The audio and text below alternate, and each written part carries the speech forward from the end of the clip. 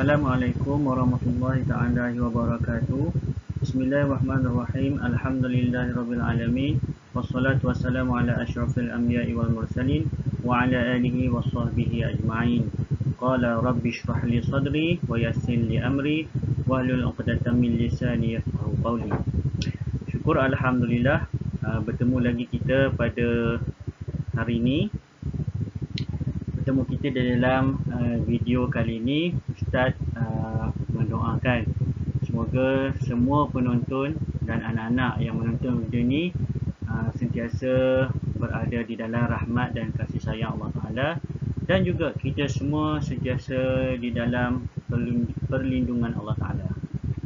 Baik, hari ini Sirah tahun 3, tajuk kita ialah pembentukan negara Islam, di mana tajuk kecilnya perjanjian dengan masyarakat bukan Islam.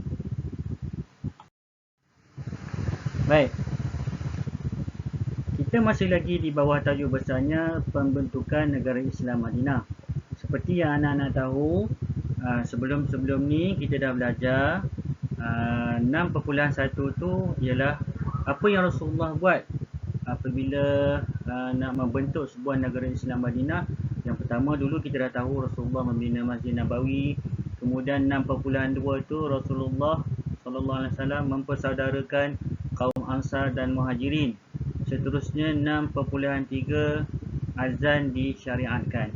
Jadi kita sambung hari ini, kita nak tahu 6.4 ataupun selepas azan disyariatkan apa lagi yang Rasulullah buat. Mari kita tengok sama-sama. Baik, 6.4 ialah perjanjian dengan masyarakat bukan Islam, iaitu masyarakat Yahudi. Anak-anak boleh rujuk tajuk perjanjian dengan masyarakat bukan Islam Yahudi ini di muka surat 61. Baik, mari kita tengok. Rasulullah SAW membuat perjanjian dengan orang-orang Yahudi Madinah demi keamanan seperti berikut. Baik, Rasulullah buat perjanjian dengan orang Yahudi ni ataupun orang kafir ni kerana orang bukan Islam, ya. Kerana Rasulullah nak menjaga keamanan, nak menjaga keharmonian hubungan di antara orang Islam dan juga orang-orang bukan Islam. Jadi nak menjaga hubungan itulah Rasulullah membuat perjanjian dengan orang-orang bukan Islam. Baik, apakah isi perjanjian di antara orang Islam dengan orang bukan Islam tu? Mari kita tengok sama-sama di muka surat 62. Baik, inilah dia isi perjanjian dengan orang Yahudi Madinah. Mari kita tengok satu persatu. Baik, yang pertama, isi perjanjian yang pertama ialah bebas menganut agama masing-masing. Baik, tengok anak-anak betapa Islam tu sungguh terbuka dan sungguh harmoni, di mana orang Islam, orang yang bukan Islam boleh menganut agama masing-masing. Islam tak pernah pun paksa, Islam tak menggunakan kekerasan untuk orang bukan Islam memeluk agama Islam. Malahan Islam membenarkan orang yang bukan Islam untuk menganut agama masing-masing. Yang kedua, bebas mencari rezeki di bumi Madinah. Jadi, bebas mencari rezeki, boleh berniaga, boleh bekerja, sama rata. Tak ada orang, kalau tak ada penindasan. Kalau orang yang bukan Islam tu tidak ditindas. Jadi orang Islam dan orang yang bukan Islam sama-sama ada hak untuk mencari rezeki di bumi Madinah. Kemudian yang ketiga, orang Islam akan bertindak terhadap orang yang melakukan kezaliman sekalipun dalam kalangan keluarga sendiri. Baik, itulah dia keadilan di dalam Islam. Perkara macam ni akan membuka mata orang bukan Islam betapa Islam tu sangat adil. Tak kira lah siapa saja yang melakukan kezaliman, yang melakukan kejahatan, walaupun ahli keluarga sendiri, maka orang Islam akan bertindak. Jadi di situ salah satu cara Rasulullah berdakwah kepada orang bukan Islam. Baik, yang keempat, semasa peperangan Orang Yahudi dan Islam perlu saling bantu-membantu. Ini untuk menjaga kekuatan dan menjaga hak di bumi Madinah. Jadi, orang bukan Islam dan orang Islam yang tinggal di Madinah perlu bersama-sama berganding bahu mempertahankan bumi Madinah. Yang kelima, sebarang pertelingkahan yang timbul selepas perjanjian ini hendaklah dikembalikan kepada Allah Subhanahu Wa Taala dan Rasulnya. Nampak? Pandai tak Rasulullah?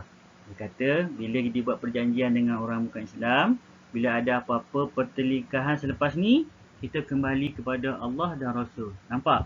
Di situ bijaknya Rasulullah dalam menjalankan usaha dakwah secara tak langsung.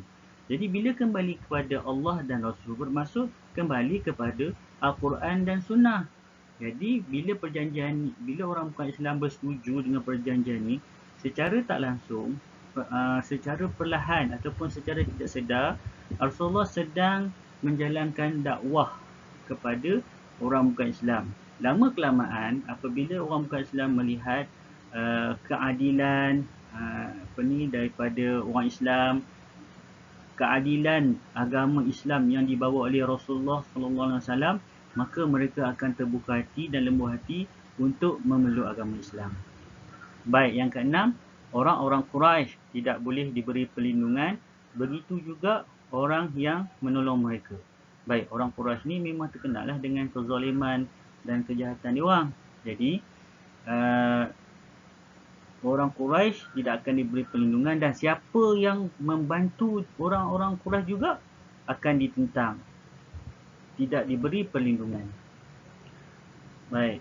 Yang ketujuh, semua pihak mesti mempertahankan Madinah dari diserang pihak musuh. Ini macam saya cakap tadi lah. Jadi semua pihak, orang Islam, orang bukan Islam, sama-sama berganding bahu untuk mempertahankan bumi Madinah daripada diserang musuh. Bila semua orang bersatu, maka kekuatan penduduk Madinah tu akan bertambah kuat. Orang Islam, orang bukan Islam sama-sama berganding bahu bersatu. Jadi pihak musuh susah nak tawan bumi Madinah. Dan yang ke-8, setiap orang dijamin keselamatannya untuk meninggalkan atau tetap tinggal di Madinah kecuali orang yang melakukan kejahatan.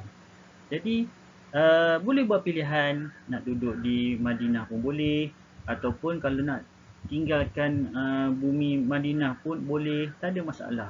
Masing-masing hak dijaga dan diberi ruang untuk membuat pilihan.